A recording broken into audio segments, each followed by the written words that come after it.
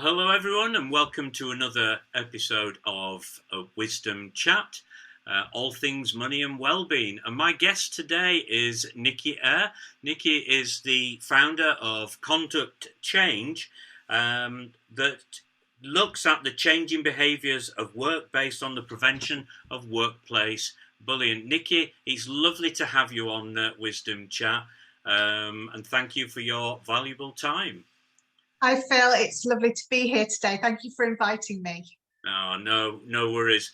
I know we've been sort of chatting a little bit about the connection between things like workplace bullying and finance, although that's not something that's necessarily talked about, or there's a natural, in people's mind, link between the two.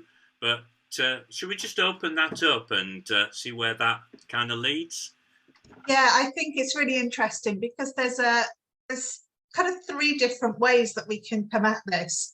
And one is about the impact on the individual who feels bullied.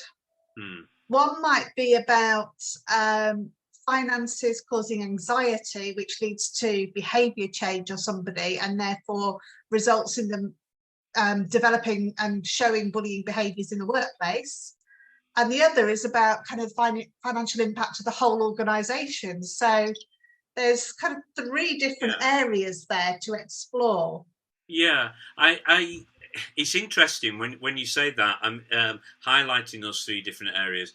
I suppose in some respects, in some people's minds, they wouldn't naturally create that link between bullying and finances. But when you put it that way, you can actually see where somebody can inadvertently find themselves in a position of wanting to control because of their own perhaps anxiety that's caused by perhaps their own financial circumstances, or their anxiety may be because of where the business is at, and therefore don't realise the behaviour they're displaying is actually become to some a form of bullying.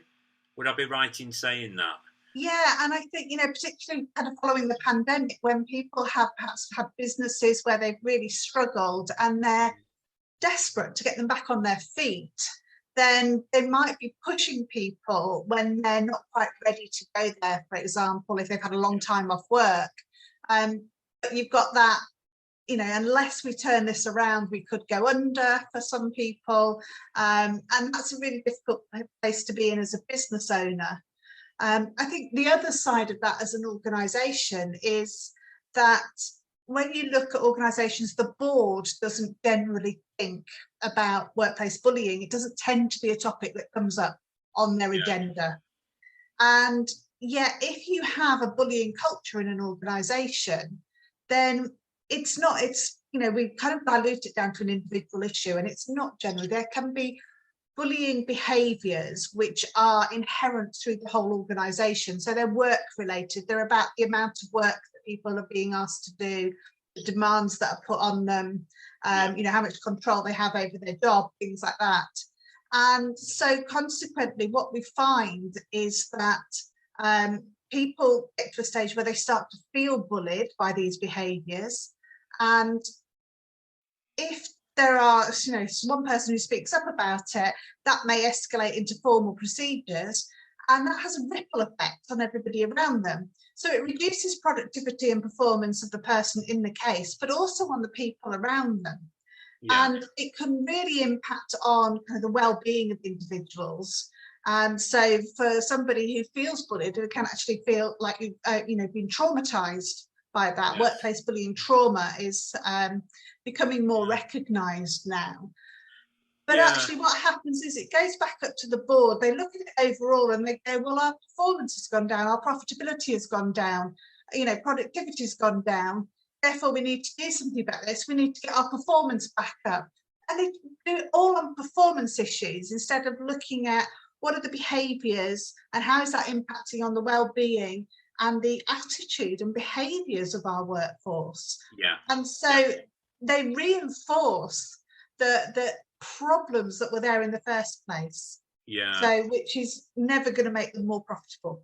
No, and I think as well it drives home again, probably much to perhaps to some people's dismay, the whole issue about psychology and how important understanding ourselves and being made aware of perhaps the shadow side of our behaviours, the parts that we automatically find ourselves doing but are not aware of. And yet they are very, very important. And whether it's money, whether it's the workplace, whether it's leadership, these things are vital. And if we're going to have a healthy working place, we've got to consider all of these things. We can't consider them in their isolation, would you say? And therefore, money is just a part of it, as well as anything else they have to consider. Yeah, absolutely. And what we're doing is we're looking at the outcome instead of going down to the root cause of the problem. Yeah. So it's, we're trying to solve the symptom instead of the problem. Yeah. And that, that happens so often in business. And we really need to start going a little bit deeper. And it's like you say, wellbeing programs can vary enormously across different organisations. So the level of support that's available for people when things might start going wrong, and whether that's internally or externally, but if it impacts on their well-being, then that level of support varies enormously.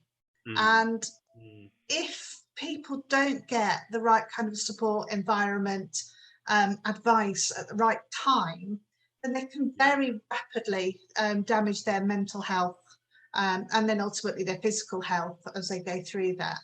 Yeah, I think the same can be said of when we're dealing in the world of finances.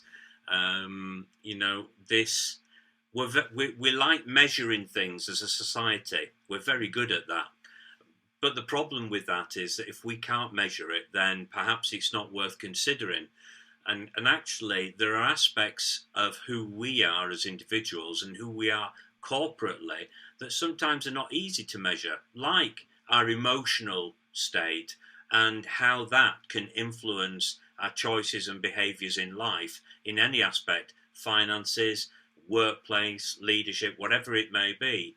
And to then not acknowledge them, actually we're doing ourselves a disservice. And like you say, being able to get to the root cause is really key to build a successful business and resilience for the future, but individually to build a resilient individual who can actually achieve their life goals and purposes or aspirations. And I know for ourselves, when we're dealing with the psychology of money, the reason why we deal with that, helping people understand their choices and behaviours around money and unpicking those perhaps beliefs that are disempowering or limiting, unhelpful, and that which can cause them not to achieve their goals and aspirations in life, is vital for reducing stress and anxiety in the workplace or in stress and anxiety in the individual. And it's interesting what you say. You can see then a married up link between, any aspect, including money, and our approach to stress and anxiety and how we deal with that, how that overflows into how we interact with other people. And it's really interesting when you talk about being able to measure it, because like you say, people want to be able to measure. They want to be able to put a cost around something. And if they can't do that, then they struggle with it. And yet there's been some research that says the cost of conflict in the workplace is over £1,000 per employee. Wow. Now, if we can start to look at behaviours and we can start to, like you say, you unpick some of those bad habits, when we become aware of how we're behaving and the impact that it has on others and where some adjustments need to be made, then we can actually start to shift entire cultures. And that's really good on a business level. But let's bring that back to an individual level as well. Because if you think about a bullying case, I don't think they really kind of look at what it costs, because what they tend to do is think a bullying case, well, they either left or we paid them off, or it went to a tribunal and there was whatever agreement. And that's kind of like where you think of the finances within it. But you've got all of the invisible costs around how much management time is being spent on these? What's the cost of absence as a result of that person feeling so traumatized by this? What's the cost to it's the reputation and the goodwill that gets damaged in that process as well. Yeah. But also the cost to the NHS, the medical costs, the EAP costs, the occupational health costs, those are all in there as well. And you know, it really starts to build and build and build. Yeah. And again, on an individual level, when we talk about kind of the cost to an individual, we tend to talk about the psychological impact, the physical health impact, the behavioural impact, so how the behaviours change, the social impact, how your relationships change, both inside of work and outside of work, and you become more isolated. Yeah. But we don't talk about the fact that while that person's been on sick leave, their income may have been reduced quite considerably. We don't talk about the fact that when they've left, you know, they might have had to leave their job and they might have lost all confidence in terms of going on to find another job. They might end up only feeling able to go for something at a lower level.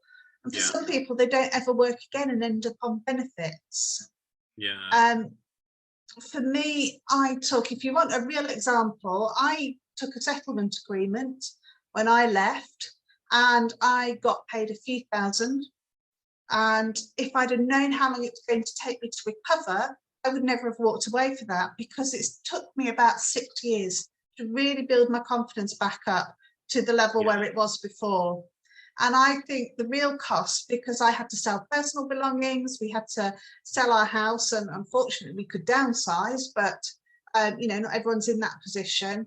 And I think the real cost to me has been close to £500,000. Wow. So when we're talking about financial impact, it is huge. It is really significant. And when you're asking people to get over trauma and deal with their, you know, ever disappearing finances at the same time, that's tough. That's really tough to do. I mean, it really does drive home the need to address some of these areas, and areas like workplace bullying, so vitally important, and how many of us realise those hidden costs that you've just spoken of on a business is phenomenal. On the individual and the repercussions for the recipient, absolutely heartbreaking to hear. And it's interesting, just on that point, Nikki, I remember looking at some quite extensive research around money anxiety, and 77% of those people involved in the research, and this research went on for, well, it's on an annual basis. Close Brothers do the research, Gallup do extensive research, but others in the finance industry and the CIPD, the Chartered Institute of Personnel Development, have done their own research. Say 77% of those who are experiencing money anxiety or money worries say it affects their work. So if it's affecting their work, and then they're not being responded to in terms of what it is that's causing the effect of their poor productivity or lack of engagement, and instead there's this rather draconian approach, because we simply need you can do better, you can do more, we expect more from you, then people are not going to feel supportive, not feel encouraged.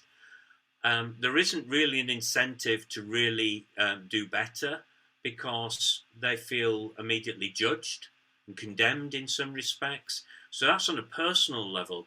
But I can understand also from the business perspective, if they don't really get to the bottom of the root cause, and I know some businesses are doing that now, but there's still a lot that aren't. They just address the symptoms and actually wonder why it never resolves the problem. They throw things at it. Even EAP programs can be not return the value that's been spent on them, and people then start to say, well, these are rubbish, they're not working. But in actual fact, they're not working because you're not addressing the root causes. And I think bullying or people feeling like they're being bullied if that's not addressed, it's going to have such an adverse impact on the person's life and on the business. It does. It has a huge impact, and until we start actually really taking it seriously, then it's going to continue to be a problem. And I think part of it is it's very easy for a business to say, well, just get rid of them, the insurance will cover it.